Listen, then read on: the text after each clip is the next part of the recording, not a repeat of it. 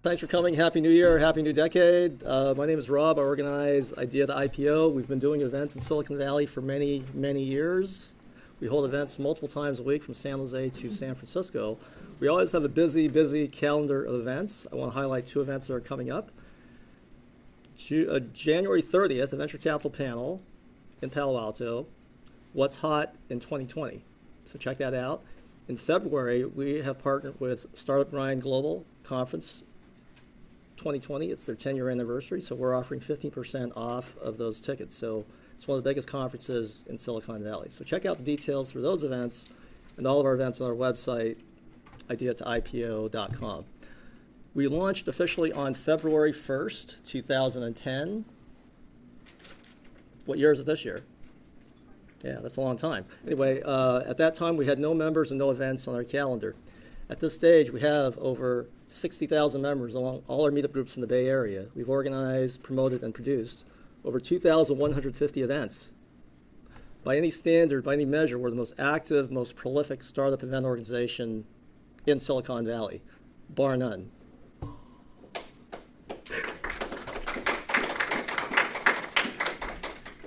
Great reaction, Gary. Our mission is to promote entrepreneurship, support entrepreneurs, build community, and provide value in the Silicon Valley startup ecosystem. We provide content that's practical, actionable, and relevant. And we believe in building community because Silicon Valley is an aspirational ecosystem. It attracts people from all over the world who come here to do great things. Who here is not originally from Silicon Valley or the San Francisco Bay Area? Who here was born and raised in Silicon Valley or the San Francisco Bay Area? Wow, we got a lot of natives today. That's cool. Let's hear it from the natives.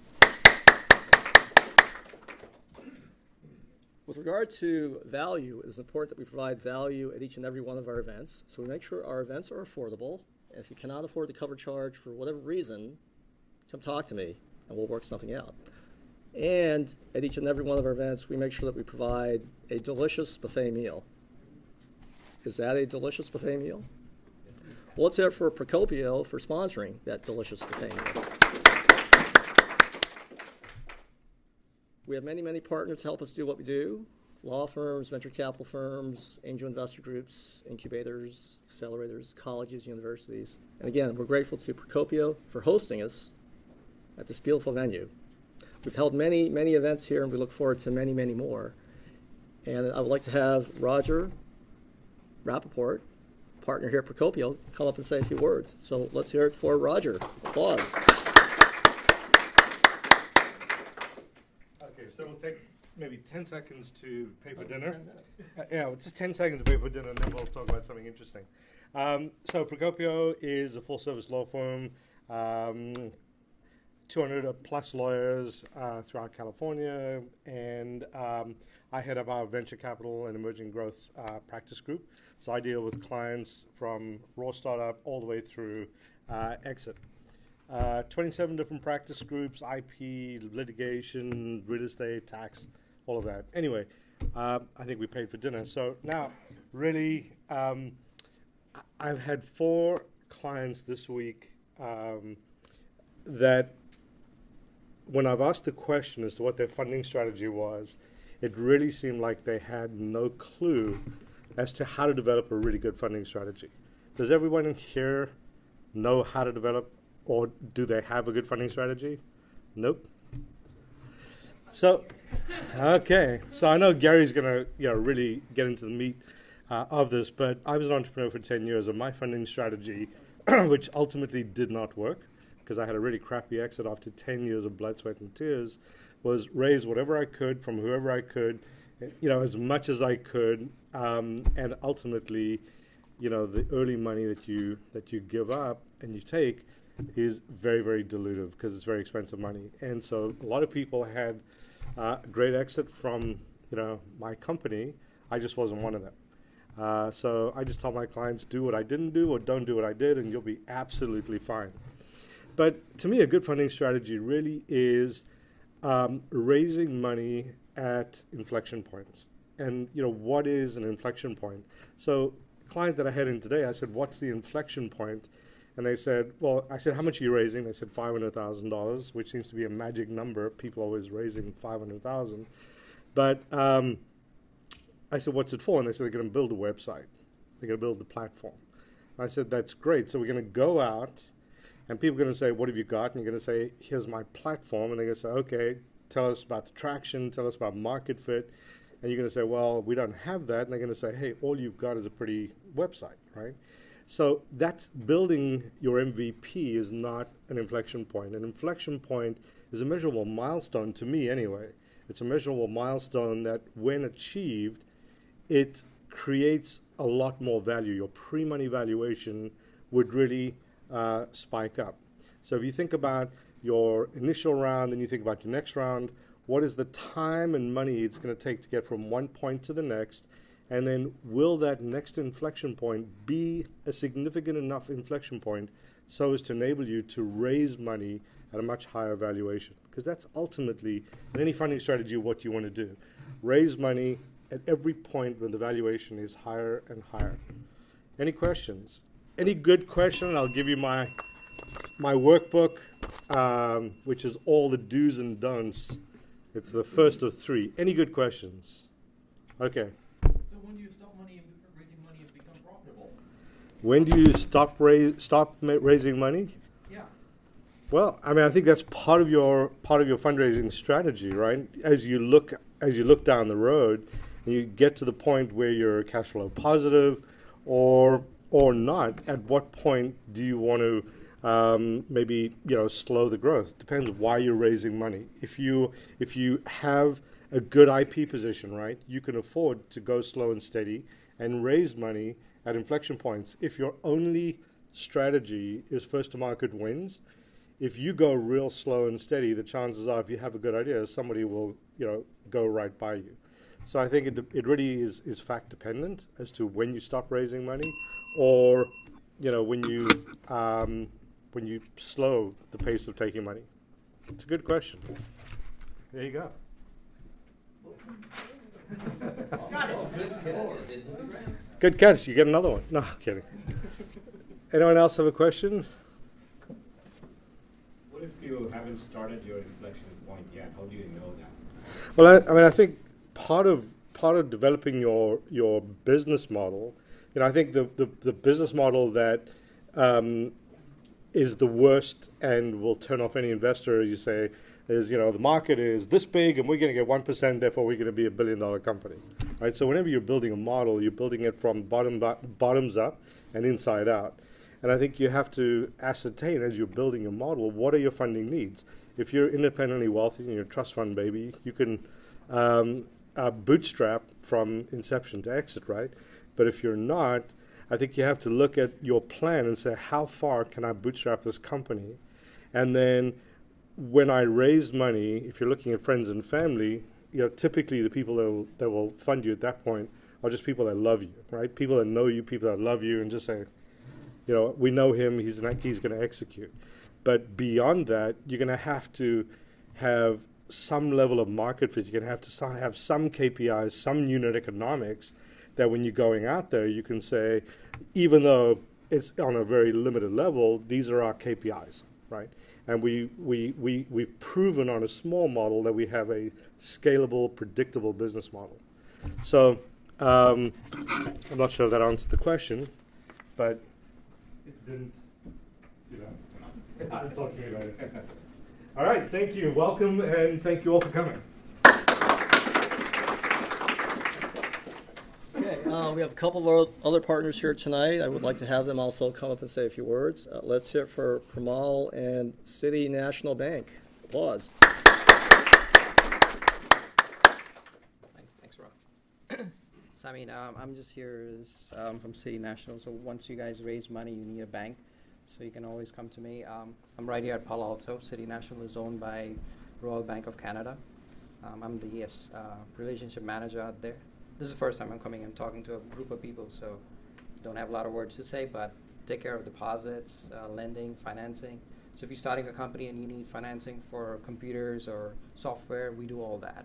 So you don't have to put it from your own money. We can help you set up that, so it's kind of not spending your own money, and we can spread out that to 5 years. So If you have any questions on banking, come and see me. Thank you. Thanks for coming. All right, next up we have Ajish from Social Pulsar. Applause.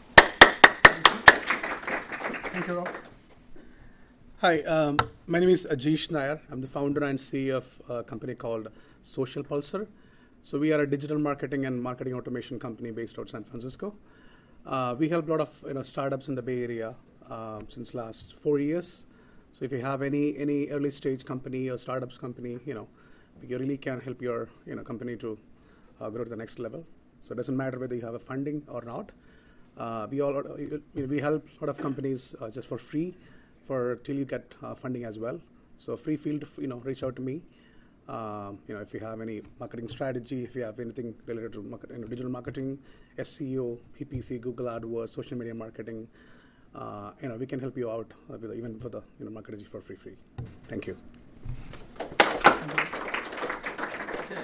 So though our local mission is to support entrepreneurs in Silicon Valley, our global mission is to democratize entrepreneurship and innovation all around the world. So we have an active video program. Many of our videos are on various platforms, including YouTube. And our partner in this endeavor is Tim Jeggers of Jeggers Films, one of the top professional videographers in Silicon Valley. So let's hear it for Tim.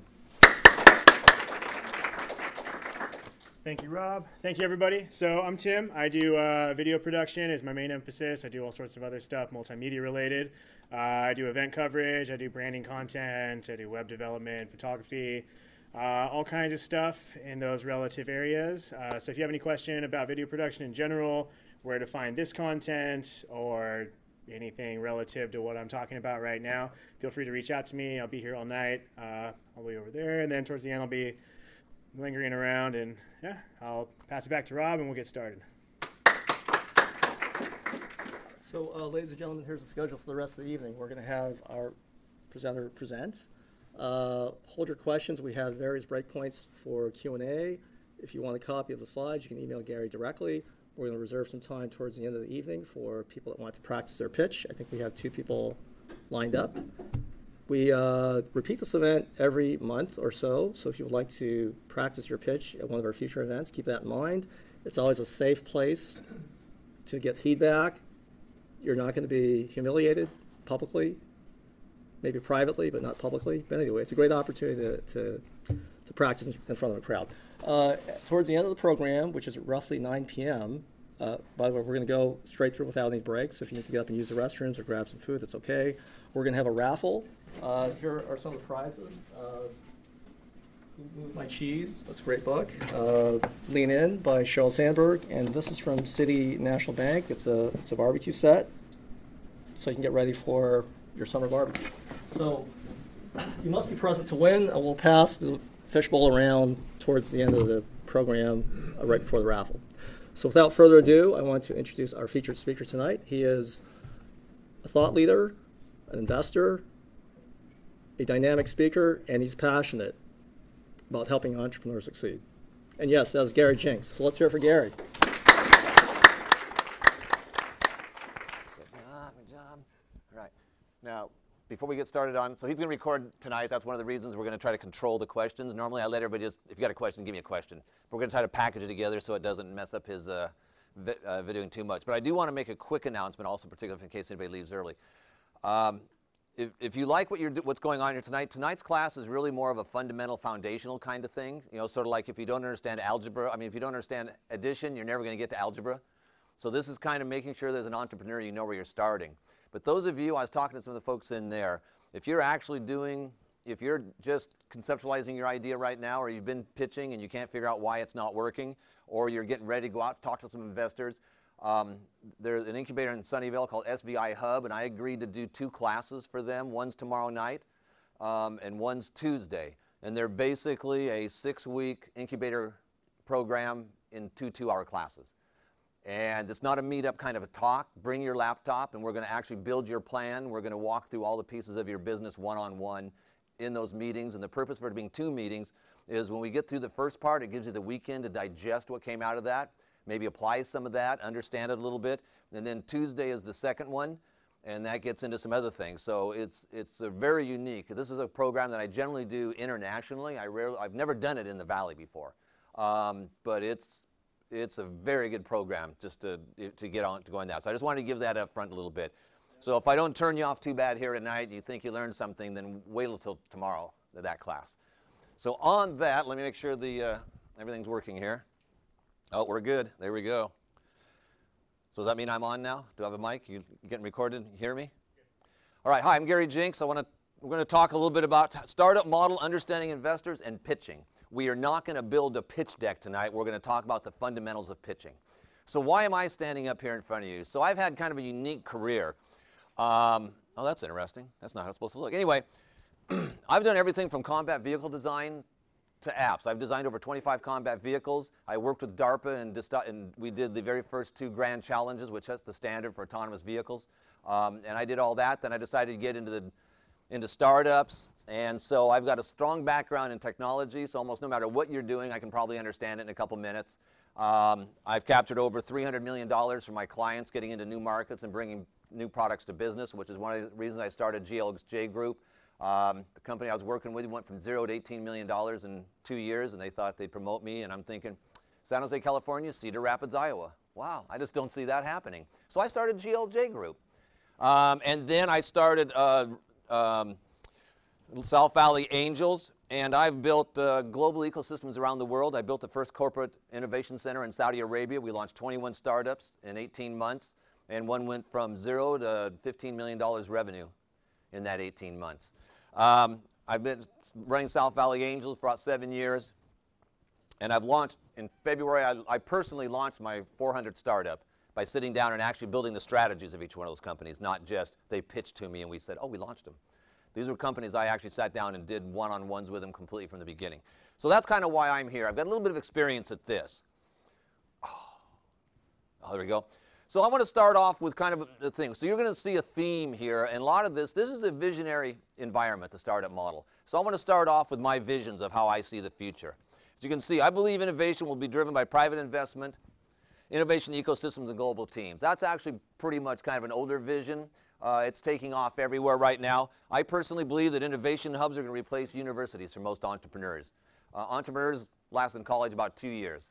So I'm putting together a program of how they can come out and they can launch that. And I believe that's the secret, which is one of the reasons I'm working out of SVI Hub down in Sunnyvale. We're implementing all these programs, although I've worked with every incubator up and down the valley. I believe the startup model is unique from other business models and needs to be approached accordingly. And we're going to talk about that tonight because that's a key piece of where a lot of investors fail. Okay, let's talk about business models. We're going to talk about the 3 fundamental business models. The traditional business model, everybody knows. We go to school, we learn about it. Think about your restaurant, service, retail. These are generally debt-type businesses, and they're very hard to scale. That's a traditional business model. I'm not going to go in a lot of detail on that. Everybody understands that one. The second business model we look at is the franchise model. You buy it, wear the hat, follow the instructions, you'll succeed. Why is that?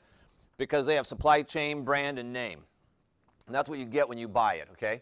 So now let's talk about the startup model and why it is uniquely different. If you try to apply the traditional business model to the startup model, you will fail, okay? Because it is not the same. So let's talk about that. What makes a startup? Anybody in here read Lean Startup? All right, that's going to be an old book, you know. So I ask that question a lot, like, huh, what book? And it's like, you know, crossing the chasm, you know. Nobody in here is, oh, you've actually read that one. Okay, you know, that was the book in the 90s. Anyway, okay, here's what it says. Man, this is screwing up all the format on all of mine. Whose computer is this? Okay, a startup is a human institution designed to deliver a new product or service under extreme uncertainty. You notice in there, nowhere does it say start a business. Okay, think about that and hold that in your back pocket for a little bit. The only reason we really start businesses is because people like Roger back there and lawyers and so forth say that without that you can't give away shares and you can't get shares if you're not a corporation, and so there's legal reasons for it. But if you're just going to create, I'm working with a startup company right now that has no intention of getting any customers. They are purely going to develop the technology and then sell the license. They will probably exit in 18 months. And they'll probably clear $10, $15 million when they sell that, but they're not looking for a giant gain. They're looking to move on to this one, then go on to the next project. Nowhere in there are they starting a company. They're not even giving away equity. So it doesn't say about starting a company, but there are reasons for that. But that's what Lean Startup says the definition is. Why is the startup model unique? Anybody got a shot on that? Who wants to give a shot on why it's different? All right, since the hands are flying up so fast, I'll go with you on that one. This is what drives the startup model. It's based on, oh man, should have used my computer. Okay, anyway, it's based on investor exit. That is number one. This model starts with somebody giving you the money you need to do. It's not based on debt. It's not growing at the speed that your debt allows you to grow. You say, I need $1 million, you get funded with $1 million. That's what allows you to have rapid growth. That's what allows you to explode quickly, is that fact that you've got your money. And acquisition. Actually, more than 95% of all companies get acquired. So if you're going down this model, in most cases, you should be applying an acquisition strategy. You can change that to an IPO later, but that's the hard rocks. Very few companies go IPO. Okay? So what are the challenges? Everybody's got challenges in this model. Most of you that have been in this very long understand. Okay, entrepreneurs, funding, building a team, and speed to market. Those are the primary challenges for it. Who in here is trying to build a team right now? How you doing? You guys have been around for a while, so you're a little different. But it's really hard to build. Everybody wants the A team, right? You want the best of the best? It's kind of hard to hire the best of the best when you have no income. And, you know, so anyway, it's hard to hire free. So that's a big challenge because a funder you'll never get funded if you're a team of one. So speed to market is the most important thing. We're going to talk about that a lot tonight. That is the number one thing in the startup model, the speed to market and a sense of urgency. On the investor side, our biggest problem is quality deal flow. Jeff back there was saying he gets 200 pitch decks a week. I can guarantee those aren't 200 quality pitch decks, trust me. So that's our biggest problem, is how do we weed through the issues here, okay? Those are the problems. Now, in the startup model, you're supposed to be solving a problem, right? So what problem are we trying to solve right now in the new generation? We're trying to meet the demand of innovation. The demand of innovation right now is higher than it's ever been. Corporates are looking for innovation like there's no tomorrow. And that is the problem we're trying to solve. How do we get, if each one of you had a good idea, how do we get all of you out into corporate so we can do it? When a corporate comes over the valley and says, hey, we're looking for these kind of companies in this kind of vertical market, they want us to deliver 15, 20 companies that are doing that they can come and assess and take a look at and see what they want to do with them. So that's the problem we're trying to solve, is how do we create as many startups as we can that are quality, that we can deliver to corporate so they can acquire them. All right, man. All right. Okay, this is going to get old if this is what's going to happen all night. Well, we go. We got it going. We got it going. Maybe I'm just standing in the wrong place. Maybe I'm starting in the wrong place. It was hooked up to this one. I'm not sure whose computer this is. Yeah. Okay. Anyway, so okay. Oh, it's an Apple. No wonder it's screwing up all my formats. Okay. Jeez. Okay, so I want to start off with a couple things and walk through the evolution of startup models. And I call them, I kind of do them like in Industry 4.0, whatever. So I call it Startup 1.0, 2.0, and 3.0. Startup 1.0 is the Silicon Valley model. That's been going on here since the 70s. That's basically investor-driven, and an entrepreneur, it is an extremely inefficient model. It's based on you standing on Sand Hill Road with a sign that says, I'm awesome, pick me, okay? So it is driven by the investor, it's very exclusive, and it really limits deal flow. So that's Startup 1.1 and 1.0. Startup 2.0 was when it went global, and that was, there we go. That's when it went global and mainstream. And what that means is everybody around the world came to the Silicon Valley, said, oh, I know how to do this now. They built an incubator. So the whole world started being incubators. There's no country that doesn't have incubators in them now.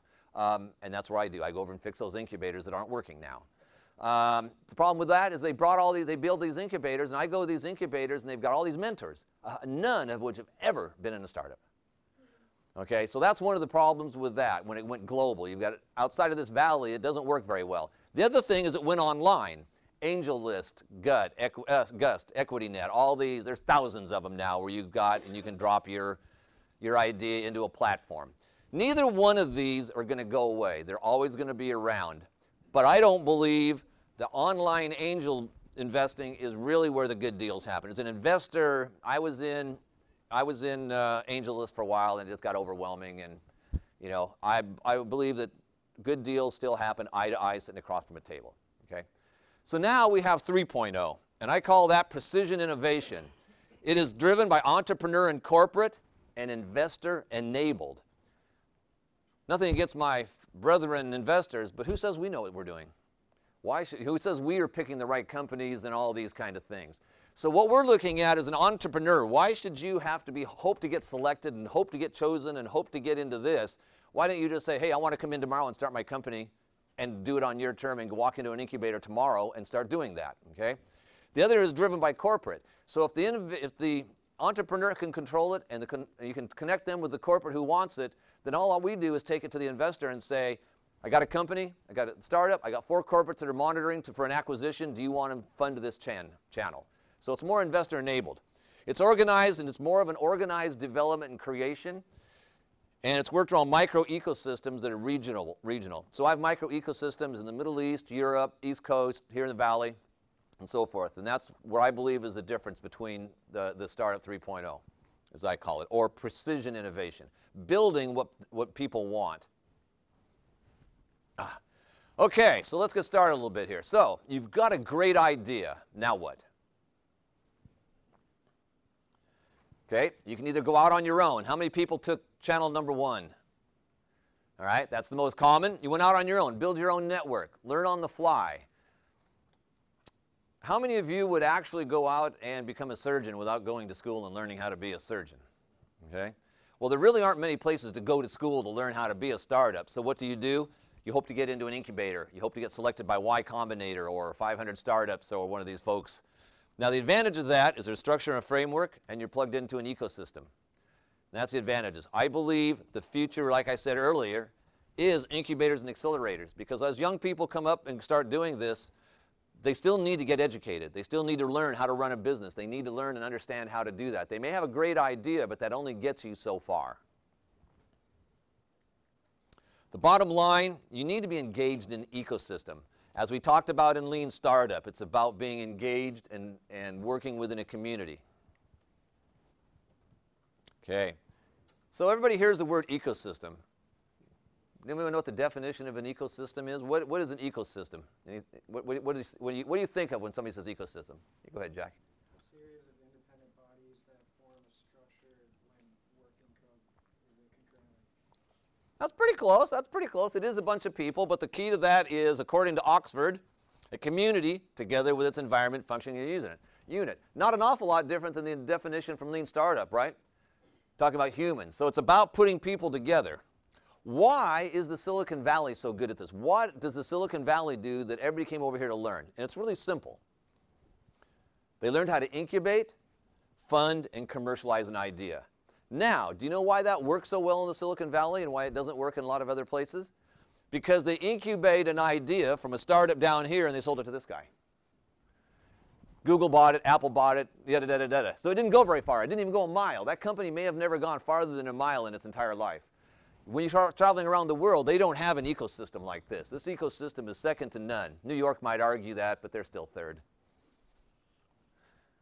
Anybody from New York? Okay. Anyway, so if I say what is an ecosystem, what does somebody think of if I was to ask, Jack, I'm going to go with you since you volunteered earlier. If I was to ask you, what makes up an ecosystem? What is an ecosystem to you? Well, I think the independent bodies part is the most important. It needs to be like multiple different things. Oh, man, things and a lot of arm waving there. Yeah. Okay, let's start out. So it's real simple. This is how we divide an ecosystem. An innovation ecosystem consists of these parts here. Okay. Now, the very center of this ecosystem is an innovation hub, an incubator, a corporate innovation center, whatever you want to call it. I believe that you have to have that. That is a physical location where the startups can reside, investors can come, everybody in the ecosystem can meet. That's why I don't believe online works as well, because you cannot manage that with 4 million investors and 500 million startups in a giant bucket, okay? So let's walk about that a little bit. So we talk about the innovation being the center. That's the heart of it. And then you've got the investors. If all you have are investors, this ecosystem will fail. This is what they've got in the Middle East. So for example, when I was working in Saudi Arabia, one of the most exciting things for the investors over there is to be able to invest in a startup and go to a party and says, I got a startup. You know, all the and that's it. That's all they have. They have almost no ecosystem over there. All they've got is lots of investors. Not very, very little happens over there in that case, okay? So you need to have some other things. Okay, so resources. If you've got investors and resources, you're getting pretty close. When we talk about resources, we're talking about mentors, people that can actually come in and help you drive your business and get it going, the folks that can help bring that experience that you don't have. The other thing are enablers. Enablers would be people like Tim who can come in with a tool, a product, or people who do coding for you. People that actually bring something to the table and do something for you, enablers, local businesses. If you have this part, if you as an entrepreneur have this in your ecosystem, you can be successful. You can be successful. You've got everything you need to get there. Now we're going to bring along the corporate. It's becoming much more important these days because they're the ones that do all the acquisitions and they're getting engaged now at much earlier stages. In previous years, way back in the day, the corporates didn't really get engaged. They just sat back until something got big and exciting and then they'd buy it.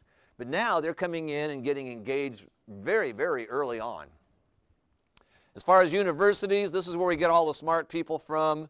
And if you're out of sight of this country, government is critical in many cases to running a corporate innovation. If you have all that, you've got a perfect ecosystem. There should be no reason for you not to be successful. Okay? So that's an ecosystem. The ecosystem is going to replace your organizational structure as a startup. This should be your organizational structure. The purpose of a startup is not to build a dynasty. It's not to go out and hire 500 people and become a giant entity. It's to get your idea out the door. So you want to leverage this to be your ecosystem, to be your organizational structure. That's what we're looking for here. All right. So that is a basic foundation. So anybody got any questions? We're going to do the questions kind of in chunks for the recording here. Any questions on what we talked about right now? Everybody understood that good? There will be a test later.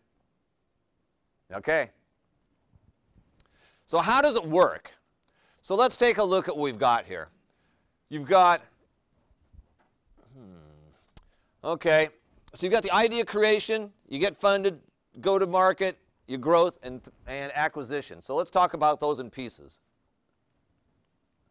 We call this phase the preparation. I would suspect everybody in here is in this phase. Would that be correct? Anybody out here or here? You're out here somewhere? Okay, very good. So you've gotten some funding, okay? So most of us are in here. So we're going to talk a little bit about that, and then we'll come over to here. So if you're in this stage right here, it's frequently called bootstrapping, friends, family. What we're going to talk about, this is what you have to do. And like Roger said earlier, investor alignment is critical. And because most companies don't do that. Like Roger said, they'll come and say, hey, I need 100K to build something. But how does that align to what an investor wants to see? Okay? So in order for you to come today and talk to an angel investor, you need to demonstrate that you understand your market fit and your customer. You need to demonstrate that you have a plan from today to exit. You need to show us that you understand what it's going to cost. Because if you don't know what it costs, then how do we know you're asking for the right amount of money? Okay? You've got to know that. You have to be able to communicate that intelligently. At the end of the day, you can have the best team, the best product. But if you can't communicate it intelligently and get the point across, you won't get funded, which means you won't get out of this point right here. And you have to have an MVP or some sort of prototype to show that you can actually do what you're trying to do. Does that make sense? Okay. Now, okay, execution phase, next phase. The whole purpose of market entry, a lot of people think this is where you're supposed to go out and start making money. You will make money, but the purpose of this stage right here is to validate that you have the right product at the right price. That's all you're trying to do. You may not raise any revenue, but if you can validate you've got the right product at the right price, you can get to the next stage. Okay? Now, normally you're going to have some revenue out of that because it comes to it. But those are going to be like 10 cents on the dollar. Because here you're probably working with early adopters, so you're giving it to free or an extended something or other, but you're not making a dollar for a dollar like you will when you get up to this stage here and it's all about revenue. It's all about getting started and understanding what's going on. Okay. This chart was one of the first charts I saw back in the early 2000s, and it's still as applicable today as it was back then. And it hasn't changed at all, which brings me to the Silicon Valley, so forth. You know, they always might want you entrepreneurs to pivot, right? The Valley hasn't pivoted since 1970. But that's okay, they don't have to. All right? So what I want to focus on this chart is the Valley of Death. Because this is where most startups die, and most of you are sitting in that Valley of Death right now. Okay? And we've all heard the numbers. 1 out of 10 of them are going to fail, right? Whether that number is still true or not, who knows? But that's the number that's out there. And there's a lot of reasons for that. And I'm going to mention something right here. I saw an interesting stat about 3 weeks ago that I had to put on here. Maybe I did. There we go. Only 25% of founders enlist the help of executive coaches. Now, this gets back to what we talked about earlier. You would never become a surgeon without going to college. Yet, so many startups will run around for 2 years Googling stuff and trying to understand how to do it and eventually run out of money. And there are some really bright people, particularly in this valley. Now, not everybody knows what they're talking about, but if you're an entrepreneur, you should tie in to some of these executive coaches and stuff and understand what it is and how to do it, because you're not going to be able to go to college for 4 years and learn how to do it, or you're going to miss that whole speed to market thing, okay? But I thought that was interesting. Only 25% actually ask for help. Oh, well, there were some more bullets on there too, but boy. No, I guess not. Anyway, so let's talk about equity funding options. Man. Oh, there we go. All right, let's break down the different type of investors. We've got angel investors who generally invest between $5,000 and $50,000, okay? That's folks like us. How many people know the difference between an angel investor and a VC? Go ahead. Yeah, you. I can't. Angel is private money, VC is professional money. Angel is investing from their pocket, VCs are investing. Exactly. That's the big difference, okay? So angel groups, such as South Valley Angels, Band of Angels, they'll generally come together and you can get up to about $1 million. Our biggest investment has been about $750K, but for all you ladies, Golden Seeds will do $1 million funding. They have an East Coast, West Coast, New York, and San Francisco locations, or Bay Area locations, and they only invest in women, or women-owned. So I can't even get in the door. Okay, so that's groups. Venture capitalists, that's your classic Series A, B, C. I'm not going to spend a lot of time on this. Most people know what those are. But these are the next round of folks after that.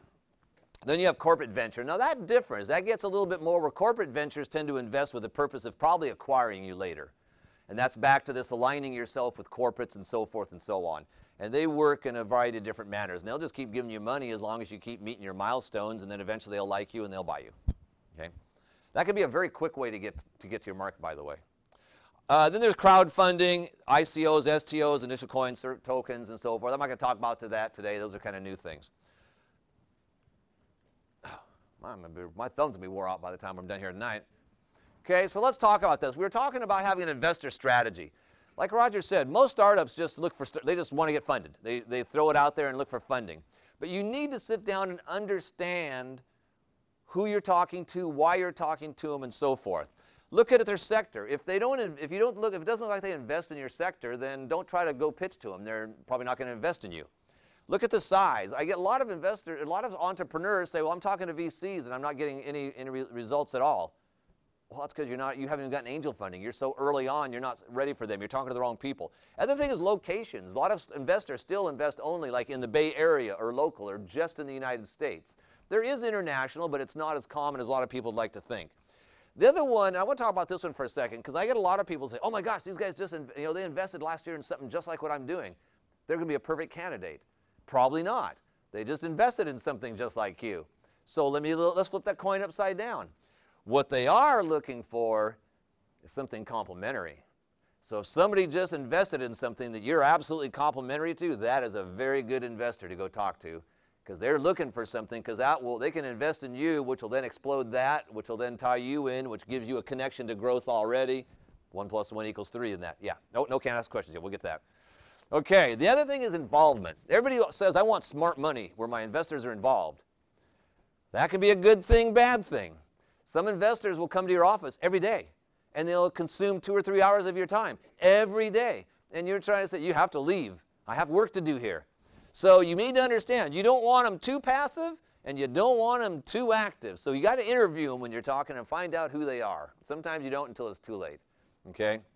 Now, so those are what you should be looking for when you're out looking at investors. You should be looking at these kind of things. So what are investors looking for when they're looking at you?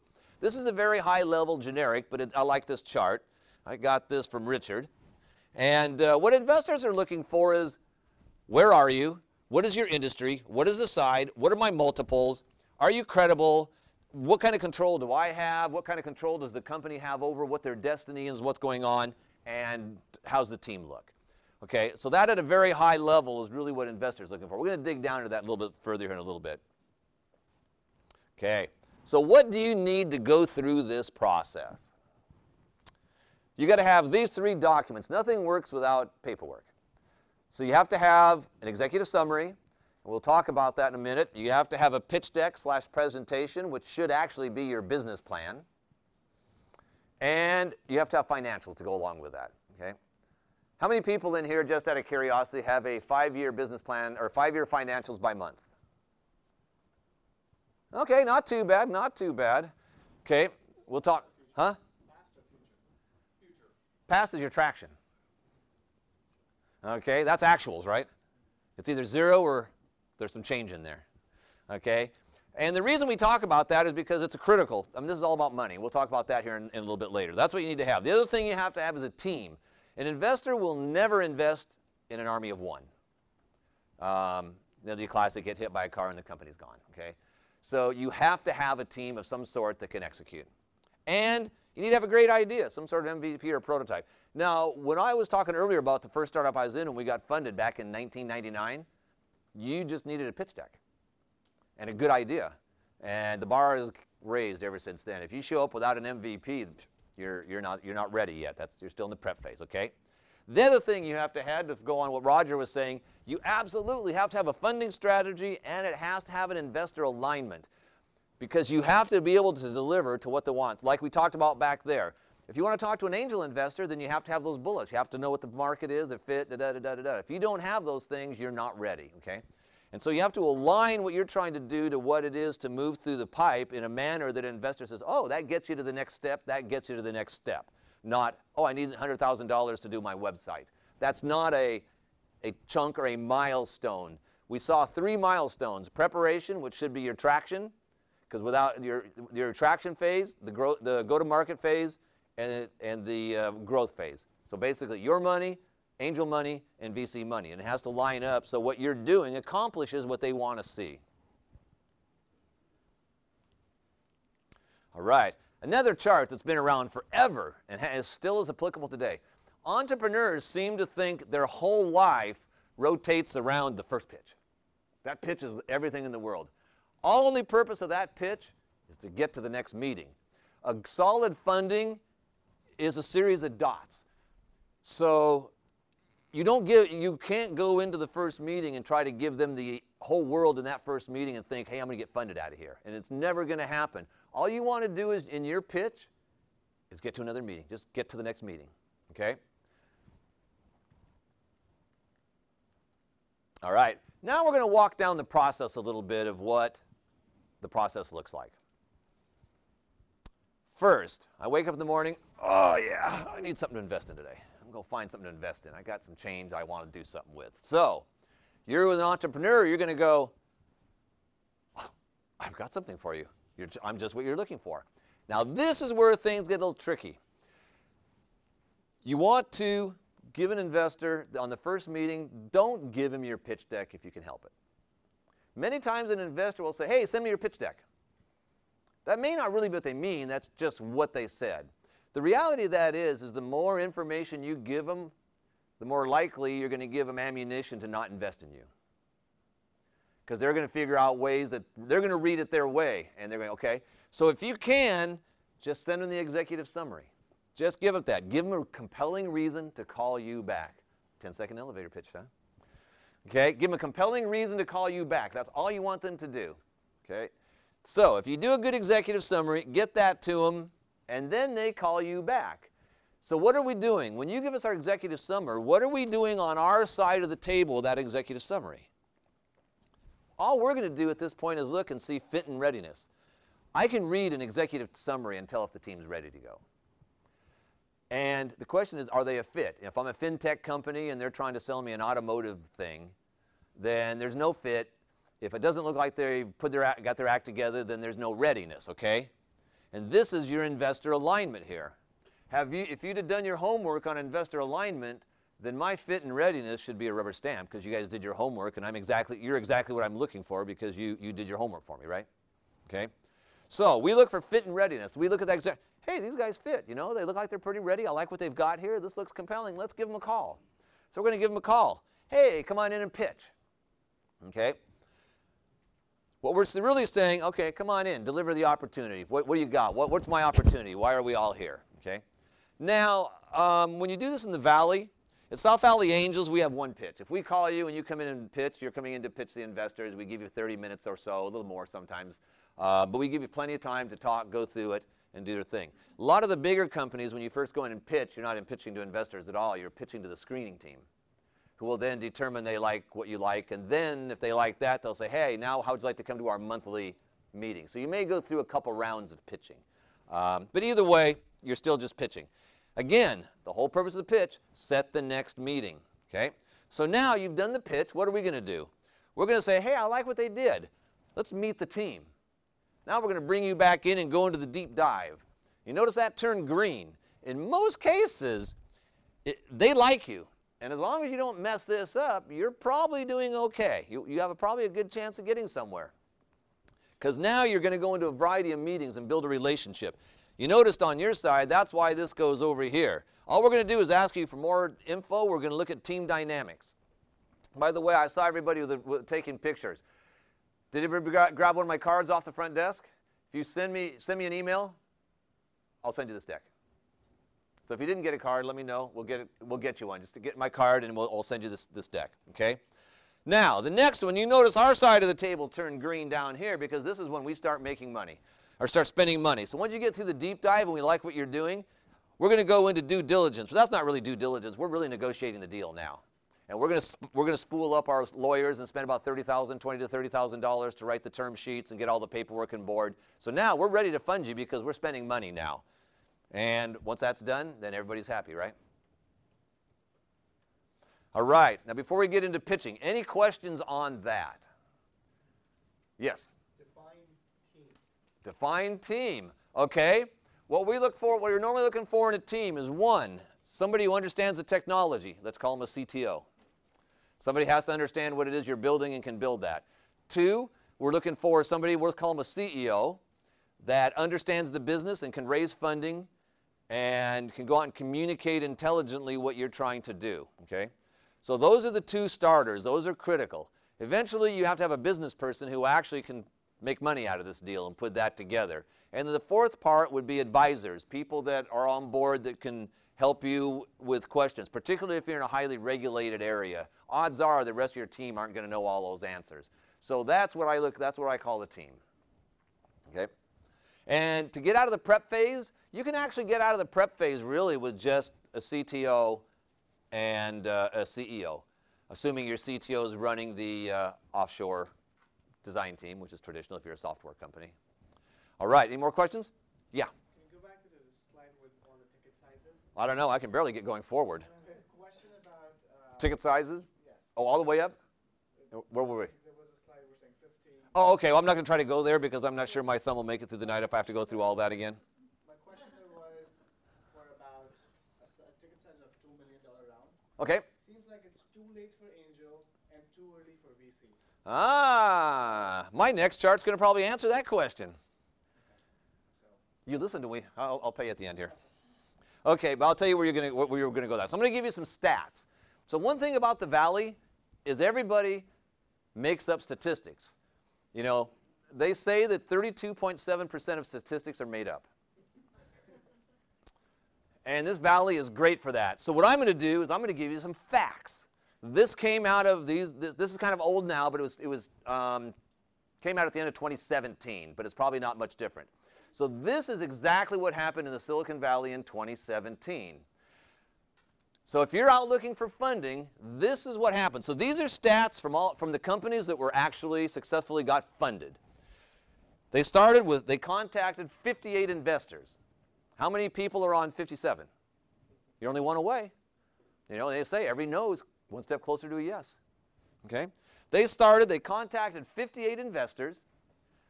They met with 40 of them. How many have you met with so far? I haven't started yet. So that's Sunday, right? Yeah.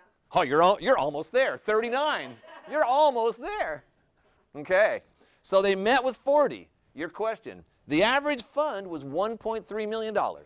So that's an important number. So if you're doing your cost model and not doing, well, if we get 1% of the market share, we can be $1 billion company. That is so lame. Don't ever say that to an investor. That shows me you did no analysis on your financials and you're done you might as well go home at that point. Okay? So 1.3 million is what they raised. So if you do your cost model and it says, hey, I need about $1 million, you're a little below average. If you say I need 1.9 million, you're a little above average. So knowing that, you better be a little bit better at 1.9 than the person coming in at 1. Does that make sense? So that, just a number, that's where that number is, okay? That's why when you said you wanted $7 million and I thought you were still down here never doing anything before you were on your first, I said, wow, that's a big ask off the top. But you clarified that for me. Okay. So once they found that, it took them 12.5 weeks to close. So if the investor says, hey, I really like you on Sunday, you should have your money by April. Just saying. Now, there are some groups around here. I'm not going to use any names because everybody knows them. But there's some groups around here that will kick the tires on you as an investor, as an entrepreneur for 6 months and then pass. And you've probably just consumed, they've probably consumed 100 hours or better of your time. So be careful of that as well. Now let's get into the tricky stuff. How many pages is your pitch deck supposed to be? Quick. 5, 10? 10 to 15. 12. Go. You even raised your hand. No more than 10. So how many do you think of all these companies got funded? What do you think the number of the pages were? You ready for that? 19.2. Okay, now that doesn't mean your goal is to get to 19.2.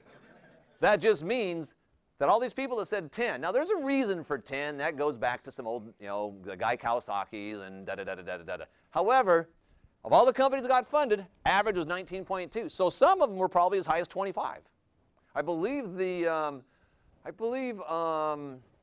Airbnb was like 25 pages, I think, or something like that, 23 pages or something like that. Anyway, so don't strive for more. You should be able to do it in clarity, but also don't try to give them the Reader's Digest condensed version and force yourself into 10. If 12 is the right number, 14 is the right number, then that's the right number. I just wanted to put that out there because this whole thing, if it has to be 10, I don't know. Anyway, now, when they got that pitch deck that you just spent 6 months of blood, sweat, and tears making perfect, they spent 3 minutes and 44 seconds looking at it. Longer than I thought. Well, you know, it was a slow morning. Okay, so they spent 3 minutes. So what's the next question you should be asking me? Which slides did they actually read? Oh, what did they look at? So it's important. So what did they look at? Uh-huh. How many technical people got in here? Okay. The product's pretty important, isn't it? Well, let me show you what they looked at. No, I won't. There we go. There's a spread. The least important thing to them was the solution. They didn't even look at that at all. They spent 10 seconds looking at the solution. Why? Because they understood what the solution was. They're not going to look at a time. That'll come in a following meeting. It's that follow-up meeting thing. So there's a pretty big gap between financials and solution. Twice as much time on financials. Why is that? At the end of the day, it's all about money. It's all about money. So your 10 seconds, I can make you a lot of money. You know, if that's all you can tell them, don't tell them about your product. Don't be an auctioneer and try to get 400 million words in 13 seconds out to them. Just say, I can make you a lot of money in 2 months. Here's my card. You know, if that's all you have time to do it, then that's what you sell them. Okay. Now, obviously, there's a lot of stuff here in the middle. Okay. So here's where they spent their money. They wanted to first, or spent their time. They wanted to first find out, are the financial models good? Do they know what they're doing? Is there money here? Does it make sense? Can the team do it? How do they fit within the competition? Why now? This and this are key to the opportunity, which we'll talk about. Once you start getting down here, you know, the problem, you got to be solving a problem, right? Everybody says you have to be solving a problem. I will tell you that you can make more money solving a desire than you can make solving a problem. People will ignore problems, and businesses will ignore problems for years. But if they have a desire for something, they'll rationalize why I have to have that today. If that wasn't true, then with any of the big 3 video games release on Friday night, by Monday morning, they've cleared over $1 billion in that one weekend. They solved 0 problems. Probably generated more. I could bet you nothing happened that entire weekend for everybody that bought that game, okay? Just for reference. So this is what investors spend their money on. So think about that focus. If you have limited amount of time, stay up here. If you've got a 30-minute pitch, cover the gambit. And we'll talk about that in a little bit here in a second. Maybe. Oh, man, this is throwing me off my game here. Okay. So let's talk about the pitch deck. It is not all about the pitch deck. The pitch deck is purely a vehicle to organize and communicate your thoughts.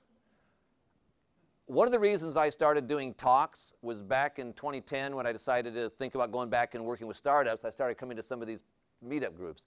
And I could not believe that everything I went to, people would talk about what font I should put in my charts and how many pages I had and what are positive colors and negative colors. And I'm thinking, and this helps me start my business, how? So I said, these people need more than this. So it's not all about the pitch. The most important thing to start with is building a great scalable business. If you haven't figured that out, then you're trying to design your company through your pitch deck. Because if you do that right, and you understand that at the beginning, the pitch deck's easy. Your story's clean. It's not complicated at all. Okay? So that has to be first. Okay, the fundamentals. This is the fundamentals that are critical. We're going to talk about your business plan. Your business plan, or your pitch deck, as we're going to call it now. So how many people have heard, oh, I don't really need you don't really need a business plan in the startup model? And to a certain degree, I would say that's true. You don't need to have an 85-page Word document that breaks things down to nth degree. But you do need to have a pitch deck that understands and communicates your business plan. I would recommend that you take that pitch deck and make it a Word document and start breaking it down to more details as you go along. Because when you bring on your team, you can just give that to them and say, boom, here we are, our plan. Know this inside and out. It's probably going to only be 5 pages anyway. Okay. It must communicate and demonstrate the following. You understand the customer, your market, and your fit. We talked about that a little earlier on that chart with the arrows. You have a plan from today to exit, and that's critical. A lot of people talk about planning. Now, no plan survives first contact. So just because you have a plan doesn't mean it's locked in concrete. A plan says I have a plan, and it is always changing. But I've worked with startups, and I've sat in startup offices, and their plan is coming in the morning and says, what am I going to do today? And that is not a plan, okay? Hope is not a plan either.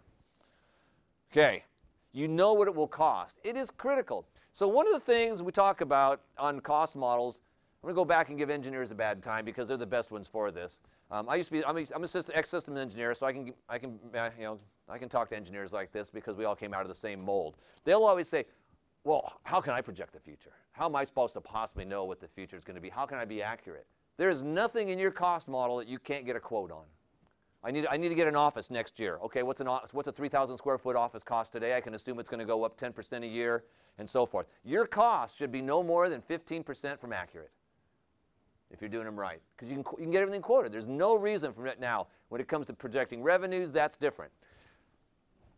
The most important part of your cost model is really your assumptions. If your assumptions make sense and they're logical, then the rest is just math. And if an investor says, well, I don't agree with your assumption of 10%, I think it's going to be more like 15. No problem. You go home that night, you change that assumption to 15 in your model, you come back the next morning. Here's your business, your cost model. This must be working now because it's got all your numbers in it. Okay? So it's about the assumptions and the logic that you're going through there. If there's false product or things in there or just holes or gaps, then everything falls apart. So it's about the assumptions. That's how you project the future. You don't project the future, you have logical assumptions. Okay? Now, the next thing you want to do on yours is communicate. You have the team to execute. That's what you're doing. So this is what we do. You understand the market fit, you have a plan today from exit, you know what it'll cost, and you have the team to execute. That is what you're trying to communicate to us as far as your plan. Now, I'm going to spin that just a little bit different and say, what is your message? Okay? Because this is a little different. And this is kind of the way I like to spin it out because of my experience in working with folks. If you can think in this manner, this is a good way to do it in this model. One, you have a vision, and you see an opportunity based on that vision. Surprisingly enough, that is probably the first thing that is going to differentiate you from your competitors. Because the odds of you and your competitors having the exact same vision, you may be close, but the way you see an opportunity may be different. So let me give you an example about that. Simple terms. The future of the automobile is going to be electric. And everybody in the room goes, oh, I agree. Maybe it's going to be hydrogen. But anyway, the future of the vehicle is going to be electric. And we see an opportunity in charging stations and batteries, because every electric car has to have them, all of them. So in Elon's case, that was exactly his vision. He wanted to own all the gas stations in America. Only they're going to be electric. And he's on his way to doing that. So he wanted to own all the gas stations in America, and he wanted to be the batteries that go in every single electric car. And a lot of people are working towards his batteries because they are a good battery, okay? So I have a vision. Now, in Elon's case, he also had an ego and a lot of money, so he said, hey, I want to build my own car. But that in fact could have entirely destroyed his entire vision, because building a car is not easy. But he's got over that hump. He's broke now, but he's gotten over that hump, and the company looks like it's going to survive and it's going to do pretty good. That was a little iffy about summer of last year. Okay? So you have a vision and you see an opportunity. You have a solution and a plan to capture that opportunity, and you have demonstrated strong early traction. That is the message that you want to go through. So you have a plan that says you know how to do this, and your message is this. Does that make sense? They're the same, but they're a little different, okay?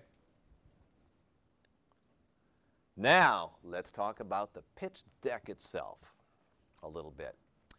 First rule number one on your vision. So notice I start off with vision again, because this entire model was based and grown out of visionary entrepreneurs. But that's changing today. What's really happening today is the entrepreneurs that are coming up aren't necessarily the visionary entrepreneurs that have it built in their genes. They're not necessarily the Gates, the Steve Jobs, you know, the Packards and all these kind of folks. They're as much as anything young people that came out and says, man, I want to be an entrepreneur. I want to be in the startup world. That looks a lot, that's my career path. And today, parents are allowing that to happen because it's a legitimate path now, okay? So, you've got to have a vision, and that's the hardest thing for them to do that. So I'm going to ask a real quick question since you're up front. Do you have a vision statement? Not a mission statement. Give me a vision statement. Do you have one? I've got like multiple vision statements. Oh, well, which one are you following then? That sounds like, you know, Sybil or something. I've got 7 personalities. That's true, I do. Okay. So so here's a secret, because I believe in this. So one of the things we do, I was talking about the class we're going to do tomorrow. That class starts with the first thing of developing your vision. So if you can sit up and say, I believe the future of the automobile is electric, then we can start identifying where those opportunities and where you go. Okay? So your homework tonight is to think about it. We see a future where what? People are going to live past 100, and hip replacements and joint replacements are still happening before they're 60. And so I want to... Oh, that's way beyond a vision. Stop where you're first. Take that back and start again, and I'll tell you when to stop. People are going to live past 100. Stop. Okay, there you go. Visions are simple. They're not complicated. So if they're going to live, if we're going to start living behind over 100, where's the opportunity? The opportunity is in preventative measures of joint rehabilitation or just generally joint health. Really? Why don't I just grow a new one? You probably will be able to. Ah, so I see a future where people live past 100 and they can grow their own parts when they go bad. Yeah, we'll be part of that too. Ah, but that sounds like an opportunity there. See how that kind of ties in, connects a little bit there? Rather than just starting up and say, well, we have a problem. People don't like to stand in line. Oh, that's earth-shattering. Okay, and now you're going to tell me how you've got some amazing thing, how they can check out at the store without going to a cash register. Okay, so I believe, always think vision. This model is geared around people having a vision. Now, most startup folks, like I said, aren't necessarily purely entrepreneurial. Most startups I work with have no vision. If I ask them for a vision, I instantly get a mission statement. We're going to, oh yeah, okay. So start with a vision. Now we're going to talk about a couple things here. Your pitch deck. So I truly believe that there's no such thing as the right order of a pitch deck. You know, people that say it has to start with a problem, it has to start this way. No, it has to, their pitch deck has to flow in a manner that you're comfortable in presenting it.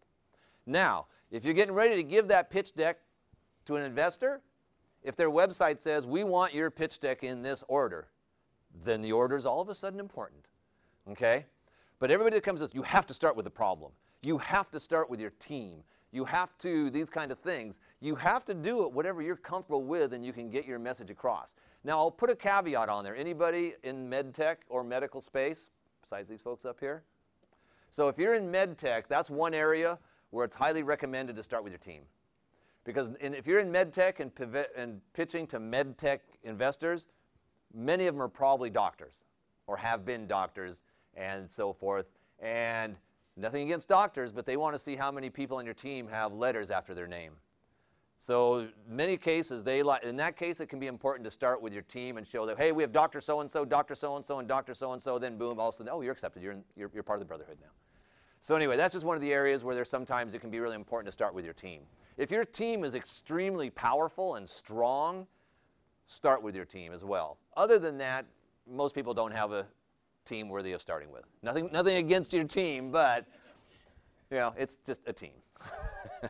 However, this is the deck that you pitch. All of this stuff has to be in there somewhere. Now, coincidentally, this turns out to be 1, 2, 3, 4, 5, 6, 7, 8, 9. Oh, it's 10 pages. 10-page pitch deck. Okay. No. You know, this and some of these things may be a couple pages and so forth. But anyway, all this has to be there in some order. But it's in the order that you're comfortable with.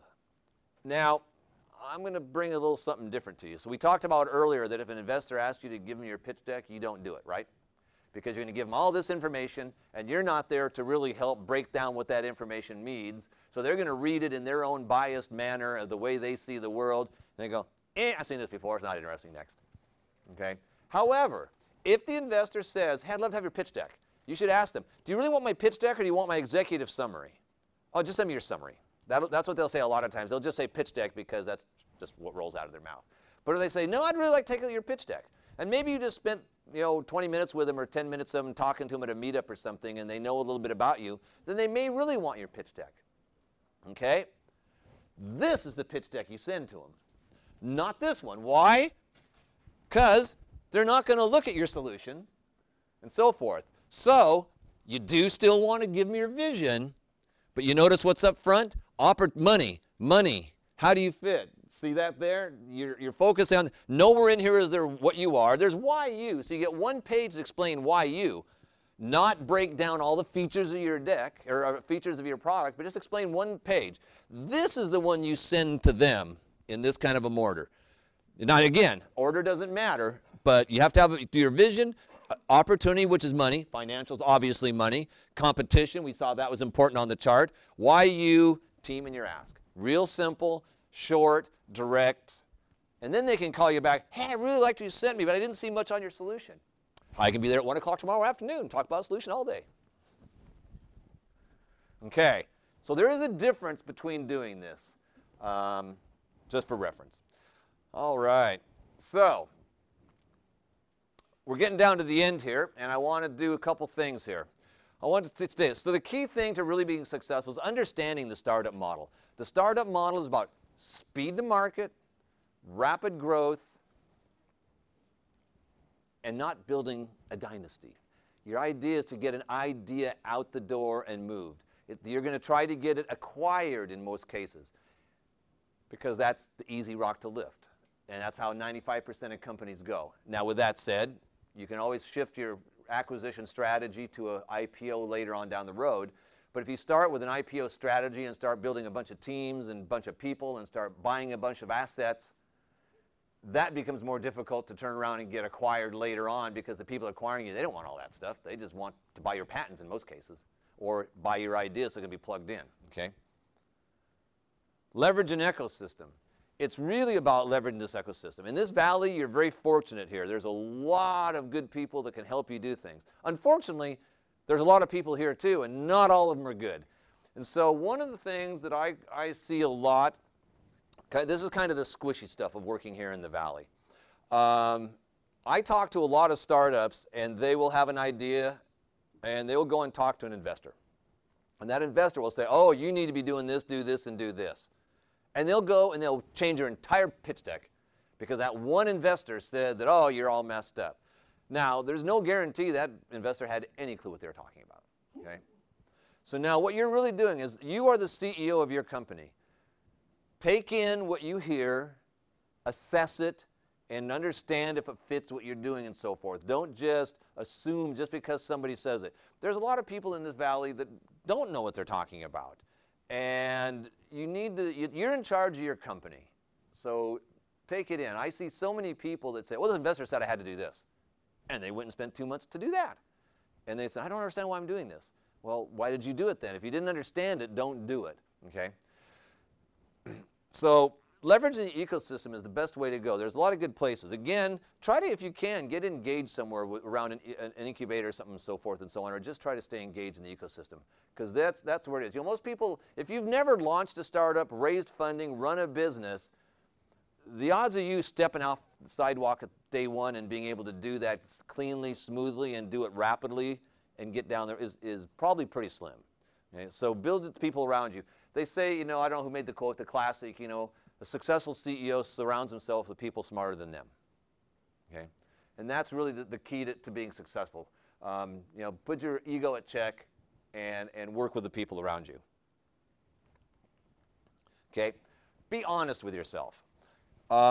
This is one of the problems that I have with Startup 1.0, is nobody in the model in the area tells people the honesty a lot of times in this valley of what's going on. And so a lot of times we have what I call drinking the Kool-Aid, where you and the team believe you're the most amazing thing in the world, and you've all convinced yourself of that, and you're the only one in the room that doesn't see that you're not. Okay? And so I see this a lot, and entrepreneurs will go down the road and they'll literally run out of money because they're not being honest to themselves and they're not really understanding what all is going on. It's kind of unfortunate. Now, with that said, I never tell a startup they have a bad idea. I may think it, but I never say it, and I'll give you 2 examples why that is. Example number 1. If I'm back in the 70s as an investor and this guy from Los Gatos came up to me and said, I got a great idea. We're going to put rocks in a box and we're going to sell them. We're going to make millions of dollars. Seriously? How is that? That is so stupid. Well, he's from Los Gatos. He launched the Pet Rock. For 3 years, it was probably the hottest selling gift in the United States. He made millions and millions of dollars. So I'd have been millions of dollars wrong because that's so stupid. Okay, now let's move up into the 90s. We'll even elevate it to billions of dollars of wrong. Okay? So you come up to me and says, I got a killer idea. We're going to take tap water. We're going to put in 8-ounce bottles of water and sell it for $3. Who the hell's going to do that? Come on, seriously? That's so stupid. Billions of dollars wrong on that idea, okay? So, you never tell an entrepreneur or anything that they have a bad idea, because who says your crystal ball is any better than anybody else's, okay? So, the secret is stay true to your beliefs, but know when you think, try to recognize when you're pushing the rock up a steep hill and it may or may not work a little bit. So one of the things that in what I call precision innovation is that is put together so that as an entrepreneur, if you come in today's Startup 1.0, when you come in as a startup and you succeed as a startup by getting funded, or you fail as a startup and get kicked out, right? Okay? That is so wrong. If you go to university and you fail finance, they don't kick you out of school. You just take finance again until you learn it, okay?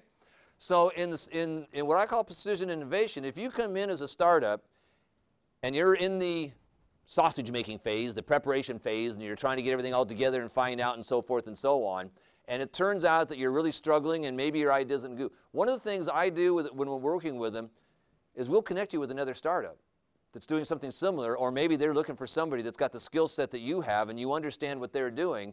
And what can happen now is you might have 3 or 4 startups that came in. They're all floundering, but we put them together and create one startup that actually now comes out and gets funded, okay? So in Startup 3.0, it's not about coming in as a startup and failing. It's about getting ideas out the door. And just because your startup isn't working, so I've probably done 10, 15 strategic partners and relationships in the last 45 days with companies that were struggling. I had one guy that came in. He had his idea. We sat down, did a one-on-one. At the end of the sessions, I told him, I said, you have a high fundability challenge. You've got some things that you're going to have to get through. Again, I'm not going to say you have a bad idea, but you've got some challenges ahead of you that like the pet rock. You've got some challenges to get funded. He came back and said, I looked at that, assessed it for a while, decided I just didn't want to go that way. But I'd love to still stay in the environment. And he says, and I've got great skills. So he's a great BD guy. I connected him to another company. They're blowing up now. And that guy was just what they needed, okay? I do the same thing. I had another company come up to me that had a really great product, a really great IoT, Internet of Things, edge computing product. And he wanted to get that product funded. And I said, that's going to be a real high challenge for you to get that product funded because in 12 months, there's going to be a whole shelf full of them in Home Depot. So your fundability challenge is high. If you really want to get funded, you need to tie that piece of hardware and that into some sort of a platform that can do some connecting and da-da-da-da-da. Then you can get funded. So he came back about a week later and says, yeah, I don't want to do that. I just want to sell my product. So I connected him with a buddy of mine who's got a global reach in that market space, and now they're outselling that product around the world. So the startup model of 1.0, where you come in and fail and die or go out with one path, that is just not the effective way to do that.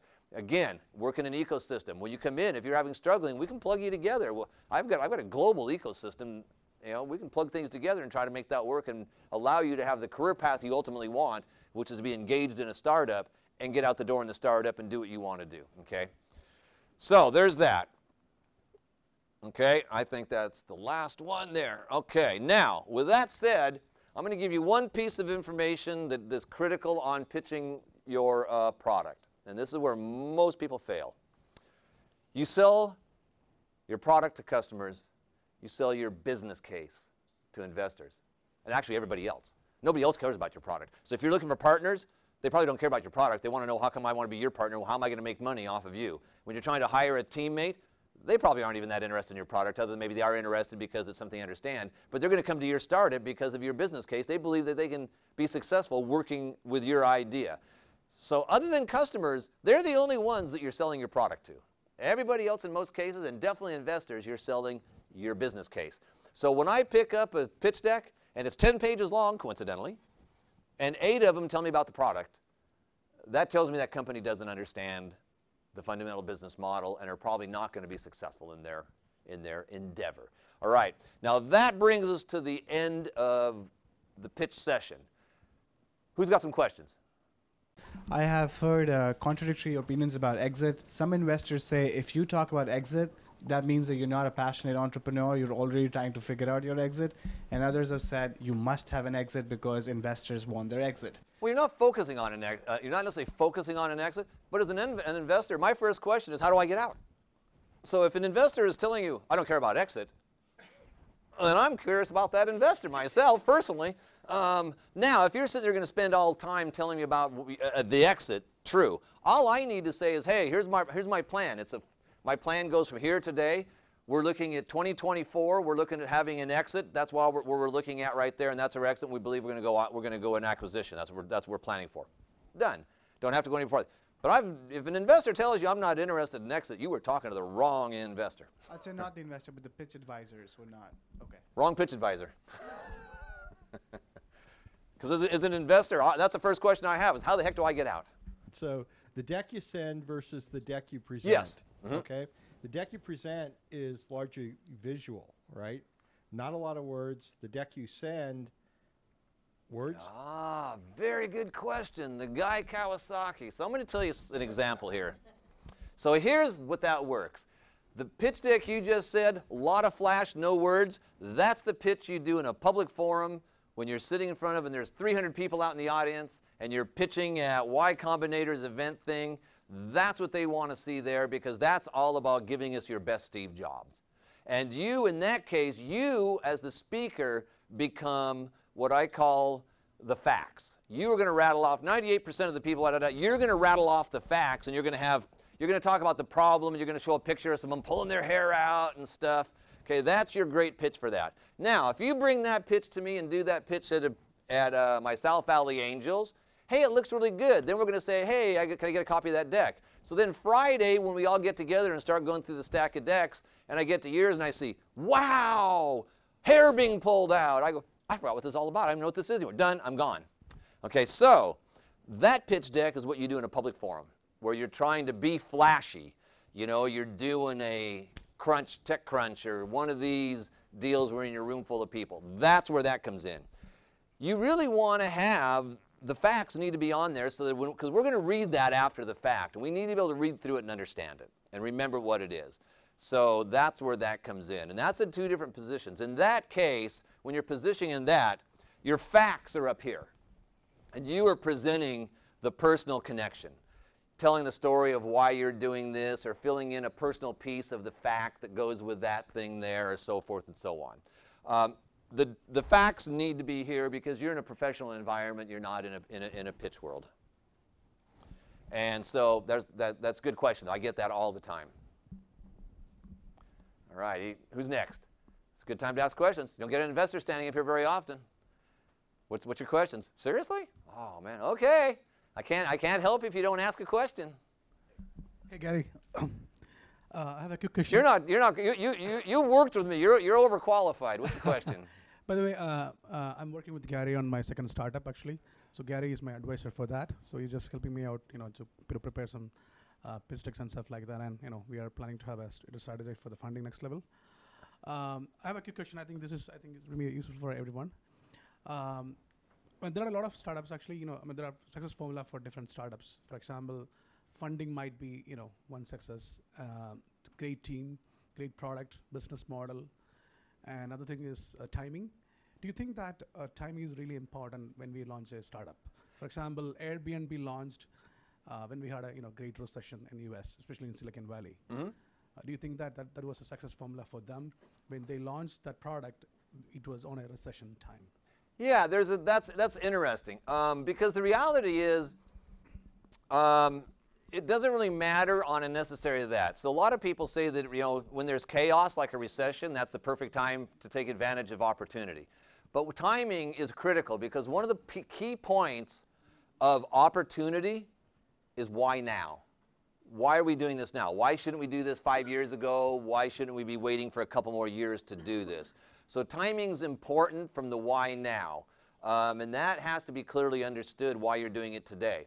That's key to opportunity. But where the timing really falls more in line to what I see it is more, is your plan, again, back to the 3 milestones. You've got to be timing on those. So for example, when I work with startups, milestone number 2 is go to market. And in general, that's going to be a 12-month window because it takes you 12 months to get your product out, build up your customer base, to understand what's going on, understand their feedback, get that into your product, build that into your product, get it built out to come out of it. Because when you come out of the first phase, you have to have an MVP. That's your preparation phase. When you go to milestone 2, to get out of there, you have to have a version 1 that's been validated.